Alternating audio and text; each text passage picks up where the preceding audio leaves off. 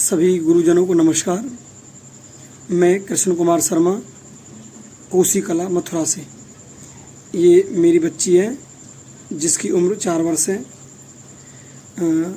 जब ये 2 वर्ष की थी तो उस समय मेरी बच्ची को निमोनिया हुआ था और मैं चाइल्ड हॉस्पिटल लेके गया था, बच्चों वाले अस्पताल में। तो डॉक्टर ने इसका एक्सरे निकाला था और ब्लड टेस्ट किया था, तो उसमें इसको निमोनिया बताया था। तो उन्होंने इनको बहुत हैवी स्टेरॉयड इंजेक्शन आते हैं, एजीनाम 250 mg और मेरोपेनम 250 mg, वो इंजेक्शन लगाए थे।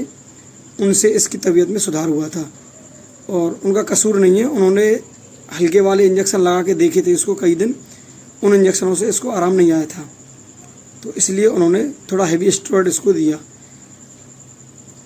उसके बाद क्या हुआ कि हर 15 दिन बाद 20 दिन बाद बच्ची को जुखाम होता और जुखाम होने के बाद खांसी बनती, और इतनी तीव्रता से खांसी बनती थी इसको, मतलब जुखाम होता था, नाक बहती थी, पतला जैसा पानी जैसा नाक से निकलता रहता था, और खांसी सूखी होती थी, सूखी खांसी और बहुत भयंकर वाली खांसी। और वो खांसी उन्हीं इंजेक्शन जो मैंने बताए हैं पहले, एजीनाम 250 mg और मेरोपेनम 250 mg IV लगते थे वो इंजेक्शन, उन्हीं से इस बच्चे की खांसी रुकती थी। तो यही प्रक्रिया लगभग 1 साल चलती रही। उसके बाद मेरे एक मिलने वाले हैं हैदराबाद से, श्याम सुंदर तिवारी जी। उन्होंने मुझे डॉक्टर प्रेमवीर सैनी जी अपने हापुड़ से हैं जो, उनका उन्होंने मुझे नंबर और एड्रेस दिया।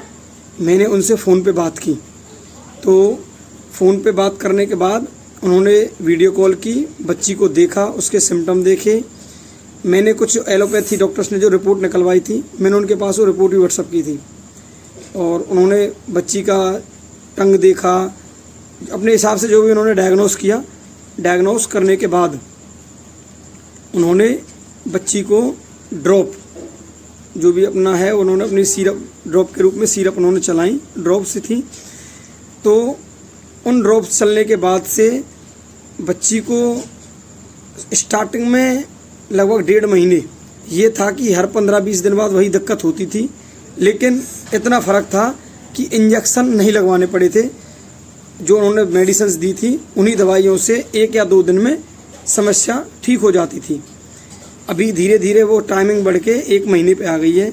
अभी समस्या तो बच्ची को है, क्या है कि जुखाम बनता है और वही दिक्कत होती है बच्ची को। समस्या तो है, लेकिन ये है कि उन मेडिसिन से इतना आराम है कि इंजेक्शन नहीं लगवाने पड़ते हैं, और टाइम पीरियड 15 दिन से बढ़कर 1-1.25 महीना हो गया है, और उसी मेडिसिन से दब जाता है। और अगर परसेंटेज की बात करें तो 70 से 80% बच्ची को आराम है।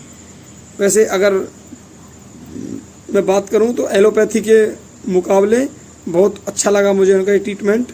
और अभी बच्ची का इलाज पिछले लगभग 3.5 महीने हुए हैं, मेडिसिन चलते चलते इलाज अभी बरकरार है, चल रहा है। वो डिपेंड करेगा डॉक्टर साहब के ऊपर कि वो कितने दिन बच्ची का इलाज और करते हैं। तो मैंने जो मेरी बच्ची का फीडबैक है वो मैंने दिया, और डॉक्टर साहब का बहुत बहुत धन्यवाद।